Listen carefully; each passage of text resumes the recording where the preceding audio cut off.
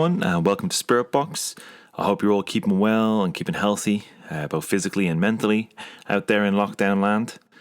Now we're getting into week 4 now? Week 3 or 4? Anyway, it's not easy, but hopefully we'll have this thing resolved soon and we can start to get back to some kind of normality. And our next guest is a very special guest, and I'm really, really delighted that he's with us on the podcast. It's the brilliant Phil Hine. If you're any way involved in the occult, you'll know who Phil Hine is. But if you don't, he is an occultist of repute, and he's an author and a historian, amongst many other things. So in this episode, we cover ritual possession and overshadowing, his experiences with the goddess Kali and Baphomet. We discuss channeling, spiritualism as subsets of possession, and some interesting experiences with theatrical improv. Phil has recently released his new book, Hine's Varieties, Chaos and Beyond, which we referred to a few times in the interview. The book is really a unique window into the life and spiritual journey of a master magician, so I really encourage you to pick that one up. I will leave a link to the book in the show notes. Now, before we get into the show, just a quick plug for the podcast itself. We have a Patreon. There are 3 tiers. Follow the link in the show notes for details, but in short, you can support the show and get more Spirit Box in your life. And of course, some exclusive content. Great, that's enough for me. On with the show. Phil Hine is a British occultist, author, historian, and lecturer. He's best known for his renowned work on Chaos Magick, but has been a significant figure in the UK pagan community and is well known for his research into tantric systems. Phil, thank you very much for joining us on the Spirit Box podcast, and hearty congratulations on the recent launch of your new book, Hine's Varieties. Thank you. So I'm very happy to have you on board for the show. And I suppose kind of getting straight into it, we've had a bit of back and forth in the run up to this show. We met a couple of months ago, and you told me about an experience you had at a Hecate Ritual. You participated in. Can we get straight into it? Can you tell me about that again? Yeah, it was in a Wiccan coven. I was about 18 or 19, something like that. And I forget the actual basics of the ritual, but it ended up with a high priestess of the coven being possessed by Hecate. That was my first experience of possession. It was really quite frightening because her face changed, her kind of like bodily posture changed. I was quite freaked out by it. I didn't know how to react or what to do. And I've still, even, this was the late 70s, and even now I can call to mind her face and how it just looked totally not unhuman, but very, very different to the person I knew. Wow! And I was really freaked out by it. And were there any? That was my first expression. That was my first experience of seeing somebody else possessed. And did her language change? You mentioned her posture. Just everything just looked. Did it feel different? To be honest, I can't remember anything about anything she may have said, but what really struck me was how her face changed and her posture changed. Mm-hmm. And I really didn't know how to respond and how to act. Unfortunately, there were other people there who did, And that was kind of unusual at the time because in Wicca, or rather in Wicca as I experienced it, they kind of make a distinction between what they called overshadowing and possession. And overshadowing is, as I understood it at the time, is this idea that somebody performs an invocation of a god or a goddess, into the body of a recipient, a priest or a priestess, and that person feels the power of that deity come into them and speaks with the voice of that deity, but they retain, if you like, a consciousness of themselves and a sense of their own agency and volition. Mm. And that's kind of different to how full possession, I think, is theorized, where, your sense of agency and your sense of consciousness of being a person just goes away and something else comes in. Mm. I saw this ritual being enacted over and over again, usually in groups where the focus is on the person who's the recipient of the power of the deity. They would often give us a set speech, which I often thought was strange because it was very much a rote speech. And then they would do things like a blessing or charge a chalice or something like that. And on occasion, other people in the groups kind of like not became possessed, but also became very, overshadowed, if you like. And occasionally people would notice this because all the kind of like focus will be on the main celebrant of the ritual. But I have seen other people get overshadowed by this power as well, and that was kind of interesting. And that was my first experiences of possession. It was rare that somebody would get fully possessed. Usually it was this kind of like overshadowing, this kind of like partial possession that went on. Does that make sense? Yeah, absolutely. The bit that I find really interesting hearing that perspective is, I mean, as you know, so from some of our previous conversations, like I'm very new to this world, and I've kind of come through it through travel and photography, and photographing subject matter like the jinn. So I've always kind of looked at possession as a thing through like the Abrahamic way of seeing it, that it's essentially it is a bad thing. It'll only bring ruin to an individual, but seems to be a totally different thing for in pagan and magical circles, that actually it can bring a lot of positivity and positive things. Well, it's interesting you mentioned that, because my memories of getting into magic and the occult in the late 70s and early 80s, there was very little literature about possession, and I think it was very much tied up with notions of if you like, primitive magic, strange religious cults, and there was an idea circulating that kind of like full possession was a kind of sorcery. It was low magic. It wasn't something that proper initiates did. And I think that's a carryover from the 19th century. If you look at a lot of kind of like quasi-theosophical writings from the 19th century, you find this idea that possession is bad, and I think that in turn is a reflection of the theosophical antipathy to spiritualism. Because one of the main critiques of spiritualism that the theosophists engaged with was this idea that you just left yourself open for any passing spirit to possess you, and they thought that was a terribly bad idea. The idea that spiritualists were leaving themselves open to possession by anything that went floating past, whether it was a dead person or an astral shell or so forth. And I think certainly in the late 70s and early 80s, there was quite kind of an antipathy towards possession. And there might have been anthropological and scientific literature about it, but I didn't really engage with that then. One of the bits I really enjoyed and it was a really pleasant surprise in Hine's Varieties was your essay on Lobsang Rampa, and kind of on the subject of channeling, and this was the channeling structure around Lobsang Rampa, and I kind of wanted to get your thoughts on on channeling as well. Is it like a subset of possession?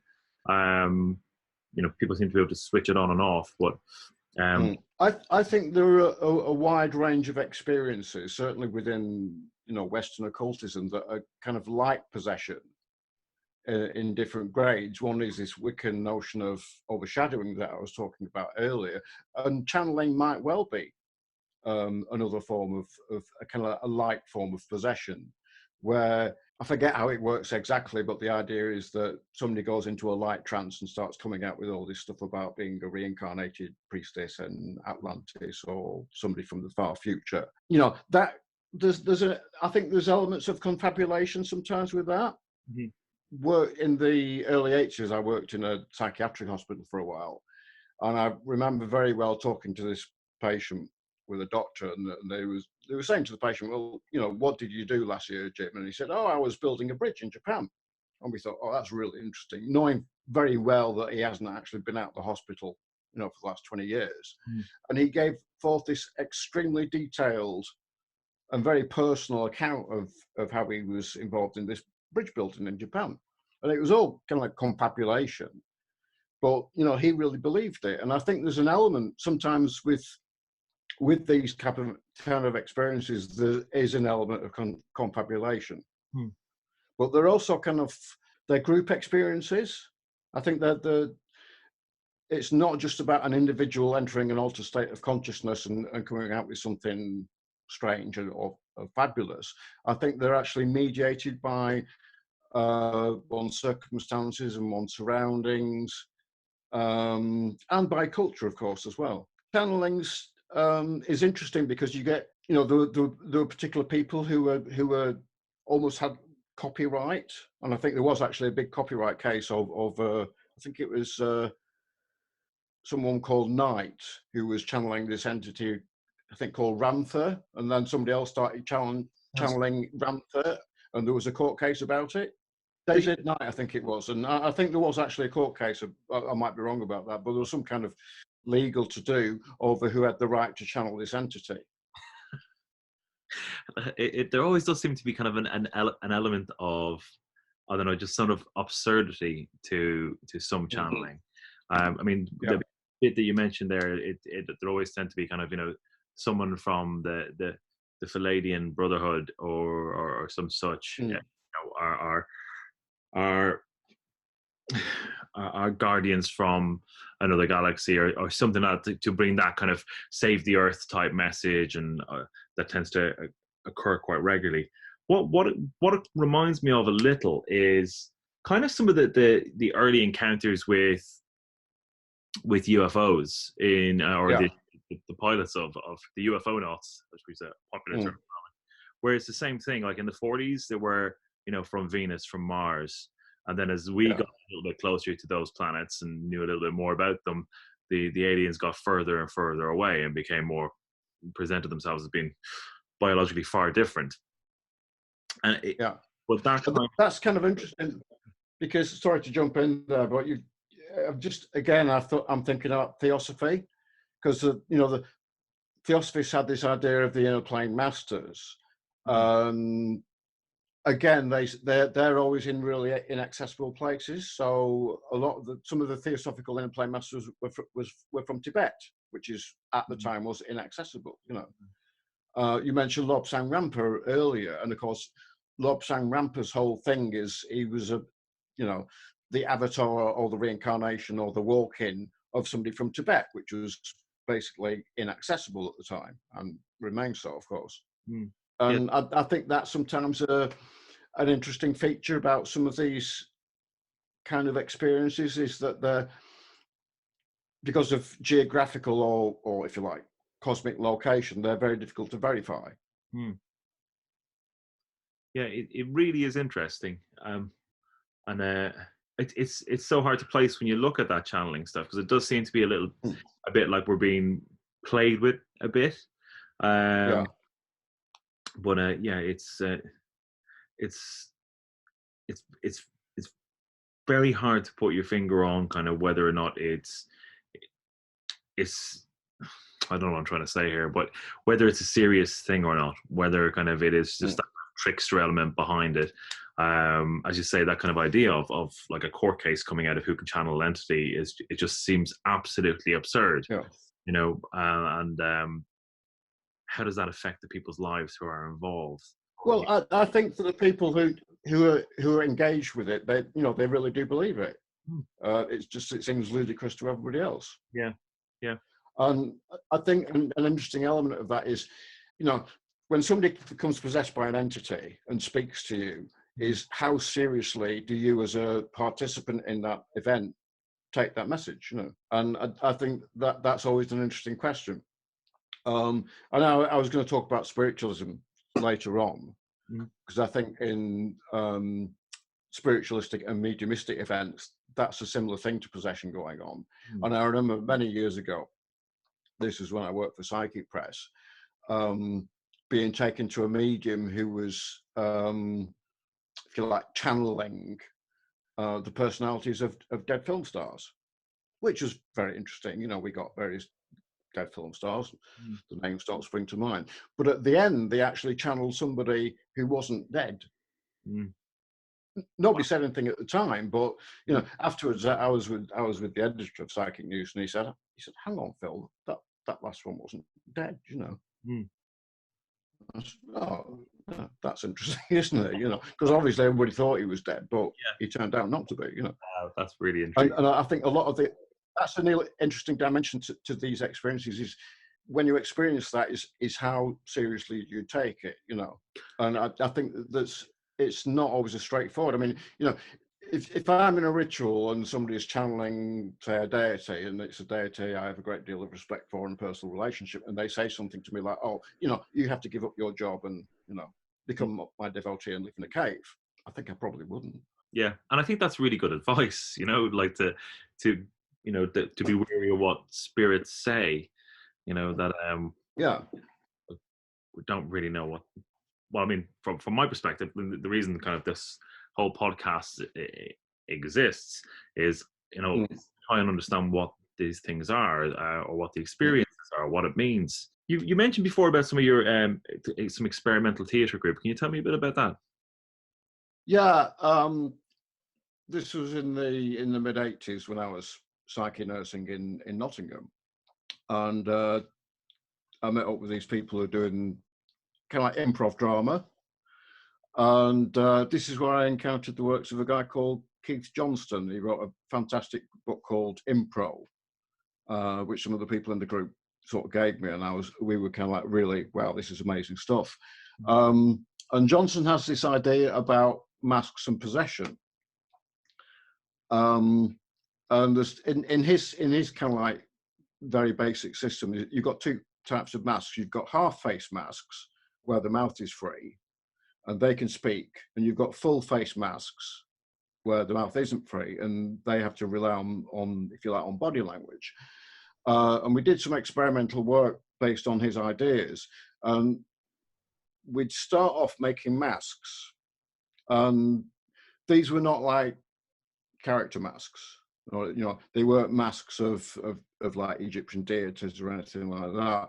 The idea was that you just took a bunch of materials, almost made a mask, I don't know, not quite out of intuition, but just working with materials and seeing what came out, and that was your mask. And a big part of Johnson's ideas that we really liked was this idea that you have to train masks to speak, that they're like children. Oh, cool. So we kind of like, you know, we also had like a play box of rags and toys and rattles and things like that. And then people were encouraged to put the masks on. And that was a form of possession, but the idea was that you had a bunch of masks in a room, either full face masks or half face masks. And then you had a person who was the master of ceremonies, who kind of like guided and cajoled the masks and, you know, encouraged them to play with the objects in the play box. And gradually, over time, they built up distinct personalities. And we actually found that the personality that was related to a particular mask could actually be, it wasn't related to the person.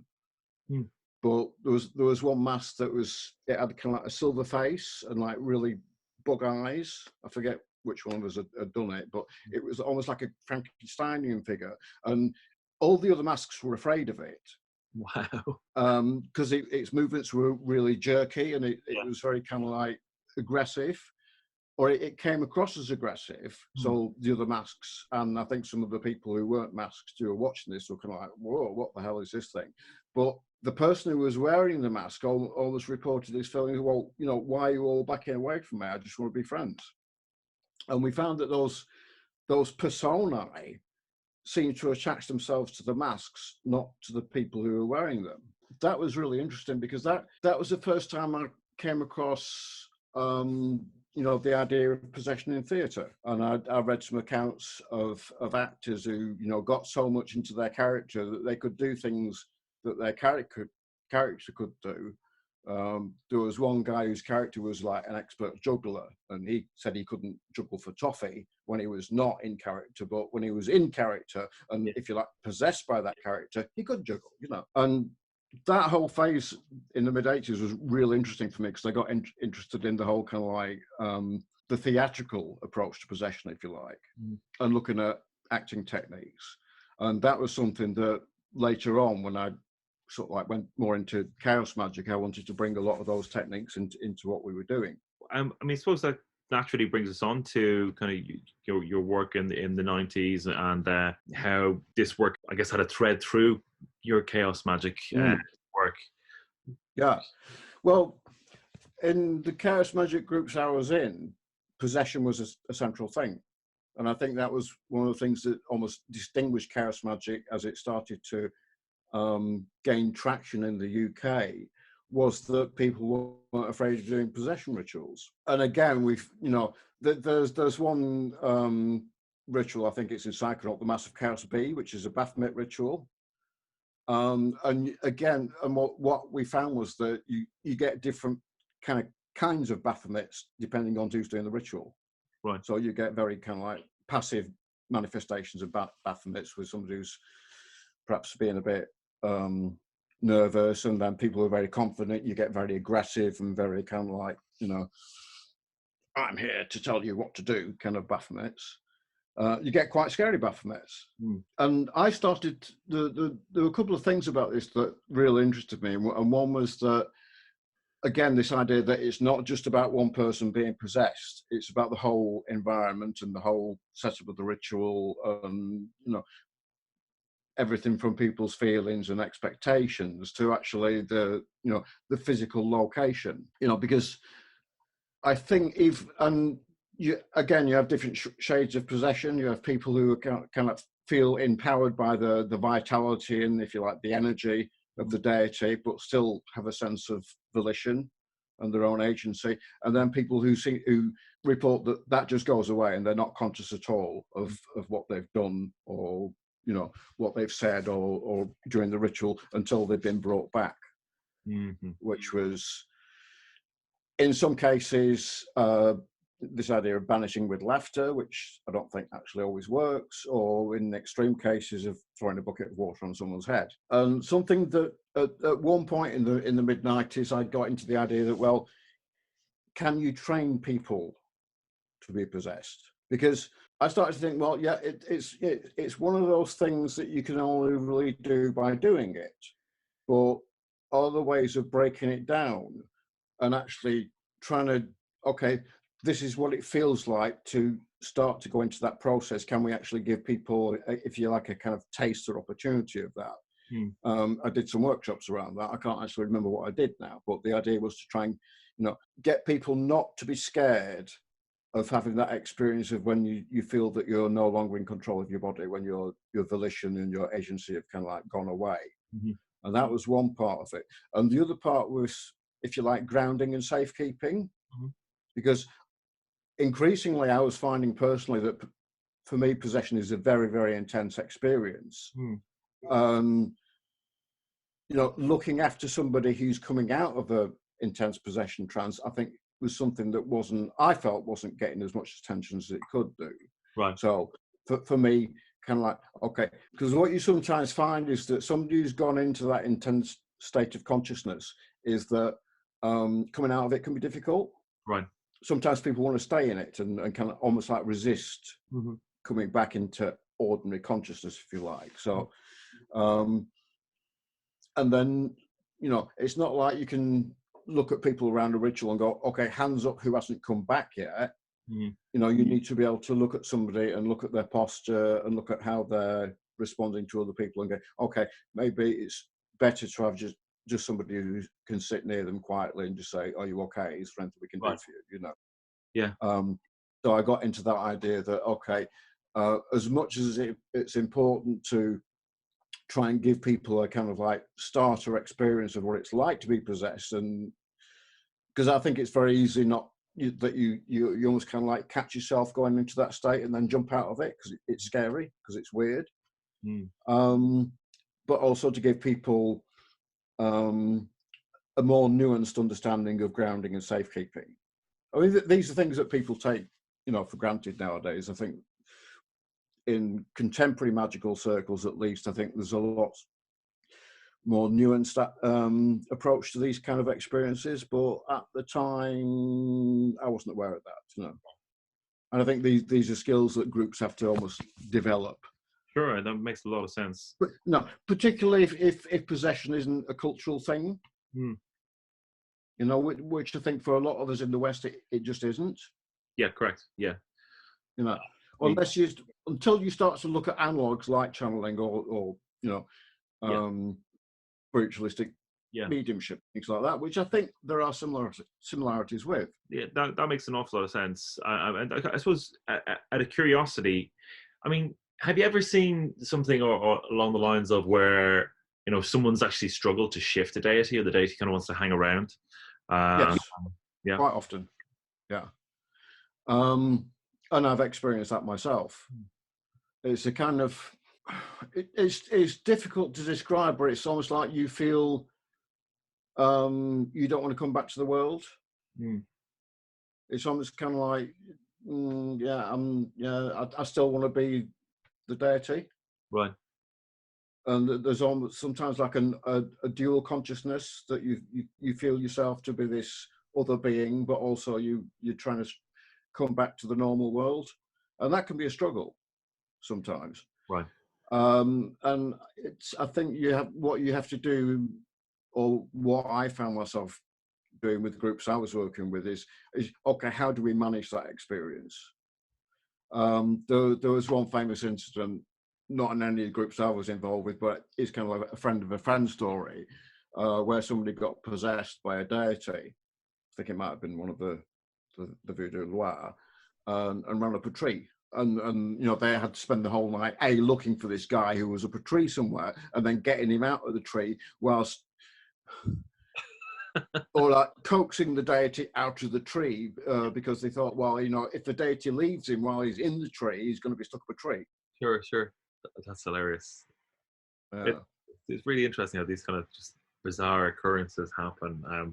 Because as I was saying, kind of at the start of this conversation, that like most people from a kind of who are not in these type of circles from a standard Western point of view, like you said, like culturally, there's no language for this.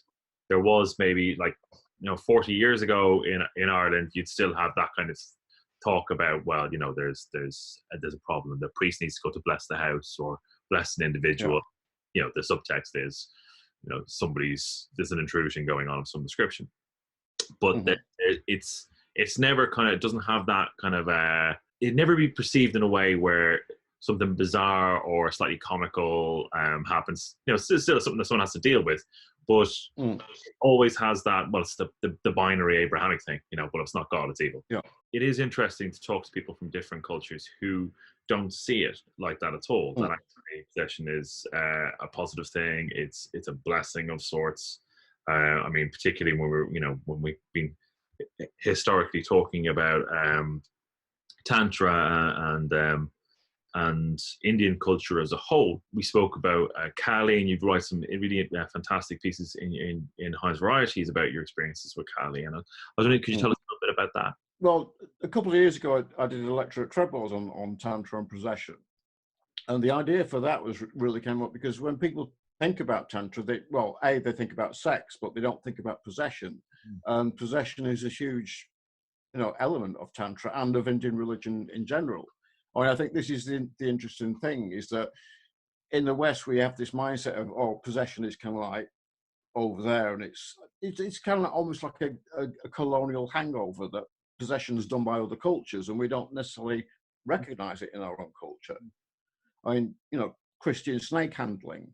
And if you look in the Bible, you'll find various Christian leaders arguing against possession because it upsets people. Possession is there in our own Christian heritage, but it's almost kind of like we've kind of like left it on one side. But if you look in other parts of the world, then possession is just the way people deal with things. It's part of the culture. It's accepted. What interested me about possession in Tantra was, particularly in a lot of the early texts, you have this huge emphasis on becoming possessed by the deity. That is the object of a lot of early tantric ritual, is that you take on the character, how can I put it? A lot of early tantric ritual is about putting yourself into an emotional state that's associated with a particular deity, to the extent that the if you like, the ontological division between you and the deity disappears. You become the deity. That gets aestheticized over time, but a lot of the early tantric rituals are about deliberately inducing in yourself a state of fear or fury or anger or lust, in order that you take on the power of a particular deity. But again, it's something that, unless you specialize in looking at tantric literature, you're not going to get a handle on. Sure. Yeah, it's incredible stuff. I think I was at that lecture, and Kali specifically, because I found that really interesting reading your book, because when we talk about like cultural reference points, I think you mentioned in the book you didn't have much of a cultural reference points for Kali, but she showed up. You could say to it in a lot of ways has led you through the Tantra work.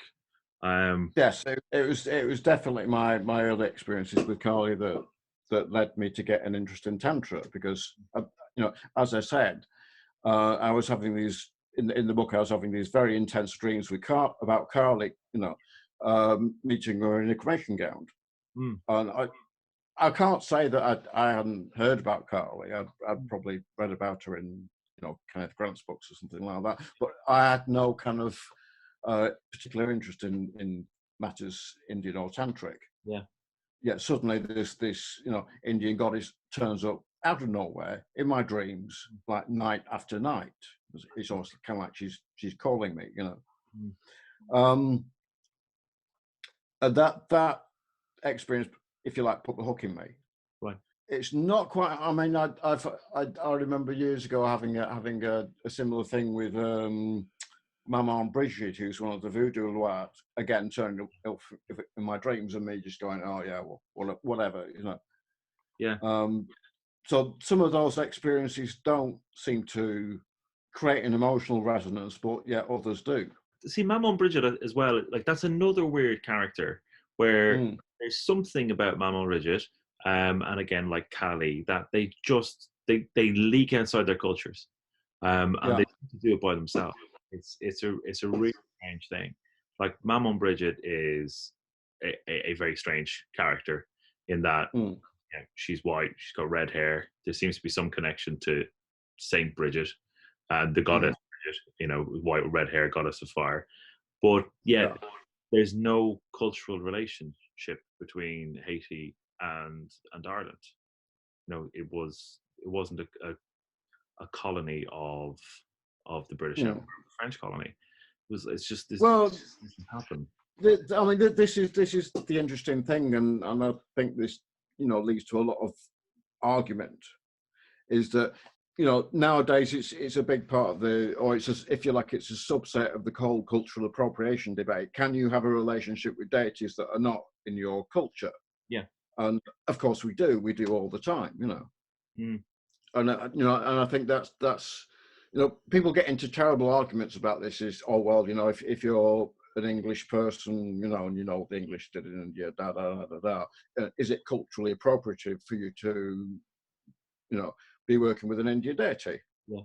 Well, yeah, arguably it is, but the whole problem I think with that cultural appropriation debate is that a lot of, if you like, magical and religious deities don't stay in one place. Yeah, I found it really interesting that Kali reached out to you like that, and one of the reasons that I found it really interesting reading through is that how I found myself in cremation grounds in India, looking for the Agori, and kind of having that moment where you kind of I'm hyper aware all of a sudden this is what I'm doing, rather than kind of like being concentrating on the photographs. All of a sudden I'm kind of hyper aware of like I'm here in a cremation ground photographing, bits of dead bodies. Yeah, exactly. Yeah, bits of dead bodies and people drinking whiskey out of skulls and what have you. And you kind of get the point, how did I get here?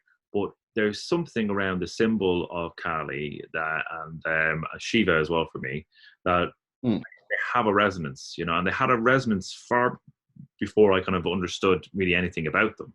Like, I didn't have the same dream experiences, but I did have a drive, and I want to know more about that. There was some sort of instinctive hook that pulled me there.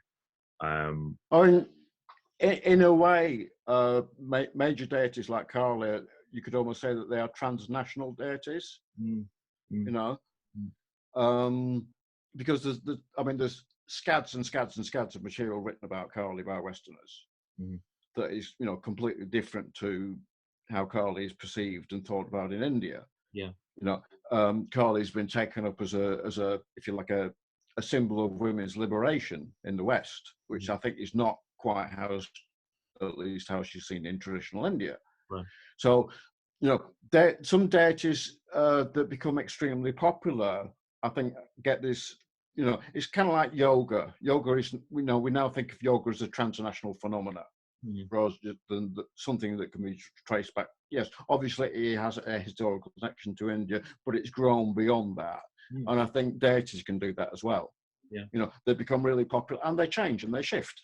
And, you know, if you look at the history of particular deities in India, you'll find that textual sources and if you like, material representations of a deity from like an early period, you know, change over time, which again is really interesting. And it kind of, for me, it points to, again, the idea that our experiences of possession and many other things are culturally mediated at some level. I think they have to be, you know. Right. Culturally mediated and further mediated by, you know, how we're doing things in a particular group and by our environment. That queer Baphomet possession I did, that I talk about in Hine's varieties, that was really significant for me, because one thing that I think QPC did, Queer Pagan Camp did really well, was they had a really massive emphasis on safekeeping and grounding for people. They used to do lots of trance dance type ritual where people were encouraged to become, you know, if you like, possessed by the dance. Right. And they actually had people who were, if you like, not exactly trained, but experienced in watching people and making sure they were okay. So when we were working out how we're going to do this Baphomet possession, there was a friend of mine who was at camp, and I'd known her for 20 years, and we'd done lots of ritual work together. And I said, look, you know, I think I'm going to go really deep. I've got a kind of sense that this is going to be a very strong possession, and I just want you to look after me. And knowing that there was somebody there who I could absolutely rely on, I think actually deepened my ability to let go. And if you like, go into a full possession where I was not conscious at all of being in the body and just letting something else in, because I had absolute trust that this person would be able to take care of me. Yeah. Also during the ritual, they had people kind of like not coming too close, but again watching what the possessed body was doing and making sure it didn't hurt itself. And it was interesting because I've done a lot of possession rituals in people's living rooms and in concrete bunkers. Yeah. But this time we were doing it on grass.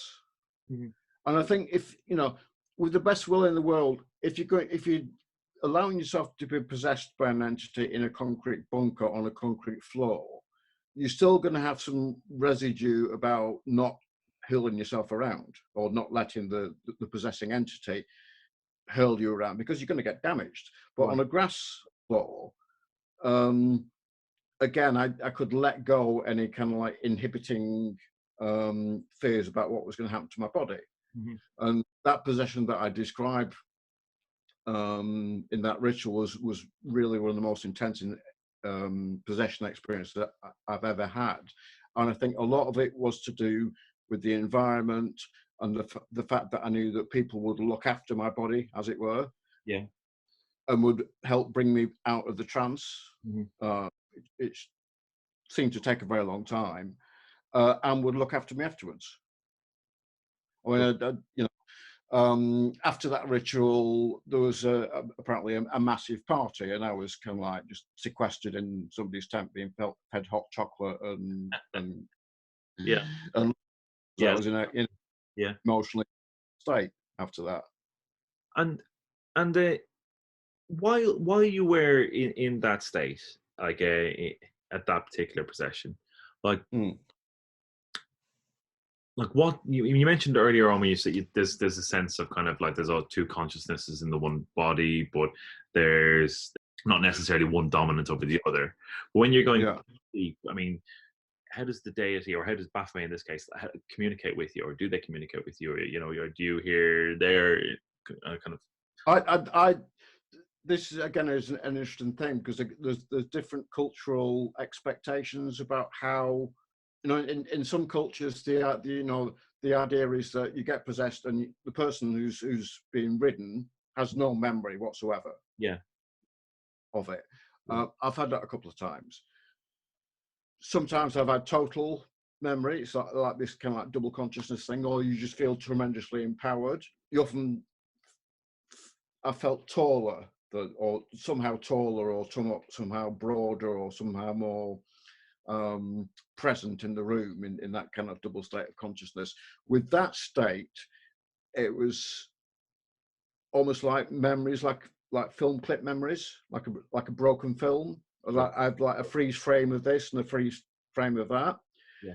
And I was discussing this afterwards with one of the people who'd been watching me, and I said, you know, at one point I have this memory that I was surrounded by trees, or I was perceiving that I was surrounded by trees, and I said, what was going on there? And she said, well, you were crawling around the floor. And kind of like feeling people's legs who were stood nearby. I said, okay, I thought that was trees. And there's another, if you like, film clip of memory where there were a lot of bright lights. And again, I explained this to the person, one of the people who was the safekeepers, and they said, yeah, there was a lot of bright candles on the altar, and you or Baphomet seemed to be completely fascinated and went and actually tried to, you know, we had to run forward and take the candles away because you were trying to put your hands in the flame. Wow. So I mean, like it says like a total altered consciousness. Yeah. But you know what's interesting, I think, is that you get different gradations of that state, and you can't always predict. I think, and again, I think this is a difficulty for people who are not used to that experience. Is you can't always predict how deep you're going to go. I remember years ago I was doing this massive Chaos B in Austria in a concrete bunker, and one of the things on the altar is they had this huge glass bowl. It was like, you know, just this solid piece of, almost, it seemed to me like this huge piece of glass bowl. And I kept looking at this as they were setting up for the ritual, and I was thinking, shit, I hope I don't drop that. And what actually happened during the ritual, the idea of the ritual is you get possessed by Baphomet, and again, this is an interesting element to ritual, to this kind of possession ritual, because, you know, there are almost like free-form possession rituals where you don't know what's going to happen, and the queer pagan camp Baphomet one was definitely free-form. There was, you know, once the possession took place, there was very little structure. In this Chaos Magick, Chaos Mass B, even though the person is possessed, they're supposed to, you know, follow the ritual procedure. And in this particular instance, me, Baphomet, went to the altar, picked up this huge glass bowl and started taking it around to give people a drink of, you know, Baphomet charged red wine or whatever was in it. And at some point, the pedestal fell off the glass. It just came apart, and all this wine kind of like came spiraling out. And I apparently just like lifted it off my head and started laughing demonically. One question as well I'd like to ask is that after your experiences with Baphomet and possession from Baphomet, what, if anything, changed in you? That's a real interesting question, and I think it's trying to think how to talk about that. let me talk about Kali possession, because I think I can get close to what I want to say about this. I did a Kali possession one time, and again, I think it was at QPC, and afterwards, it felt to me like she was very close. It's almost kind of like she was walking beside me. So I hadn't actually, I'd come out of the, if you like, the immediate possession state, but I still felt this kind of like physical closeness to this presence of Kali. And that lasted for several days. And then eventually it kind of like drew off. And it's like a lot of ritual things, kind of like you don't do one ritual and it changes you. Well, it could happen. You could do a ritual and it changes you forever.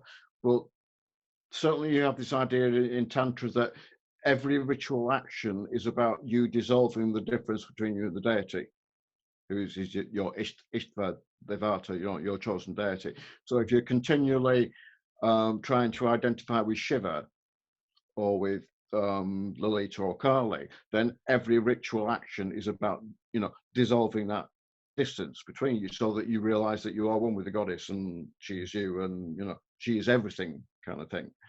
And I think what ritual can do progressively is, again, difficult to put into words, but it's almost kind of like your sense of ego boundary can become more fluid, but not necessarily in a bad way.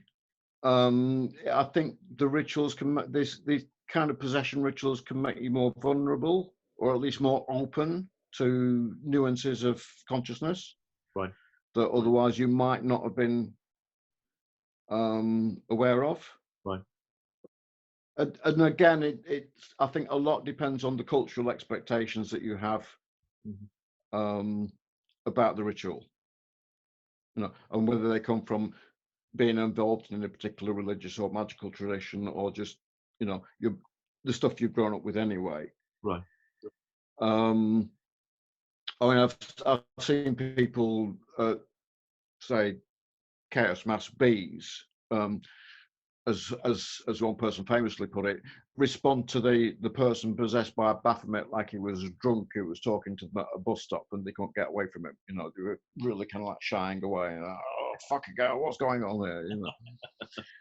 And I think that's interesting in the West, because I think up until fairly recently, there's not been much of a magic, unless you're involved in something like a shamanic tradition that does have a strong possession element to it, or the revival of Scythe in the northern heathen traditions.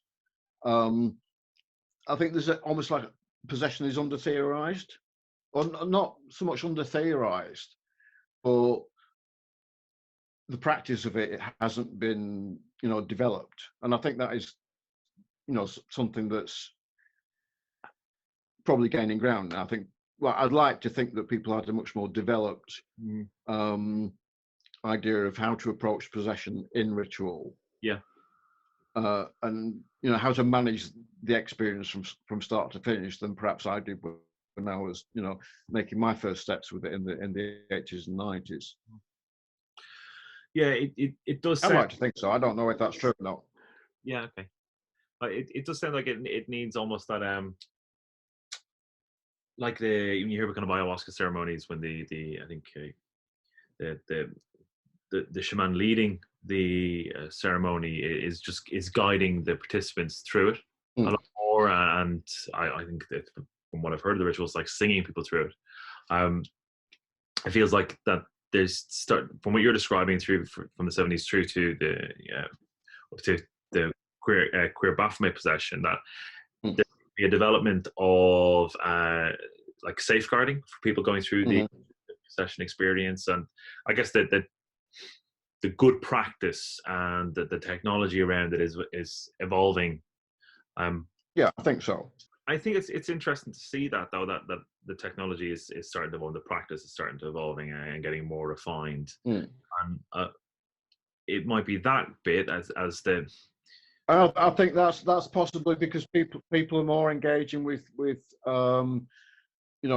more possession-oriented traditions like Santeria and Lukumi and Voodoo and so forth.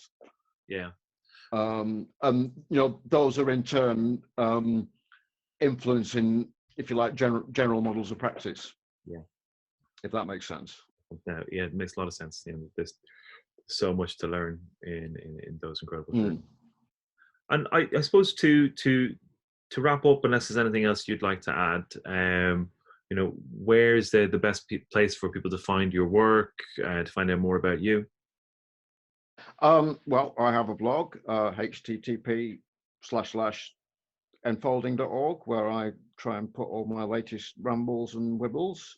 My new book, Varieties, as you said at the start, is now available from all good bookshops or direct from Original Falcon Press. And there will be more work coming out. At the moment, I'm looking at a trilogy of books I put out in the mid-80s, 3 small booklets on shamanism, and I've recently kind of like been digging out a lot of my magical diaries and notebooks from that period, and what I'm hoping to do is put those 3 books together with some material that actually never made it out from my workbooks, and some contextual essays, and hopefully I'll be releasing that at some point in the future. And the lectures you mentioned on the lectures you did at Treadwell's, you planning a series on that as well? Some of the lectures I've done in the past few years at Treadwell's are going to be re-recorded and made available as online audio lectures. So that's another project that's ongoing. Fantastic. So yeah, watch this space, basically. Brilliant. Well, thank you so much for your time, Phil. It's been a pleasure to talk to you as always. And hopefully we'll hear again from you soon.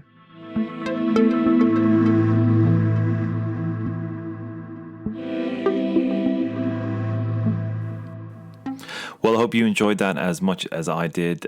Truly interesting insights from Phil. If you want to find out more about Phil's work, again, there's the link for the book in the show notes, his most recent book, but check out his catalogue of work as well. I mean, it's really, really interesting stuff. You can also find more from Phil on his blog, enfolding.org, and follow him on Twitter, where he has, in my own opinion, the best dream diaries on the interwebs. Anyway, that's enough from me for now. Thanks for listening. Talk soon.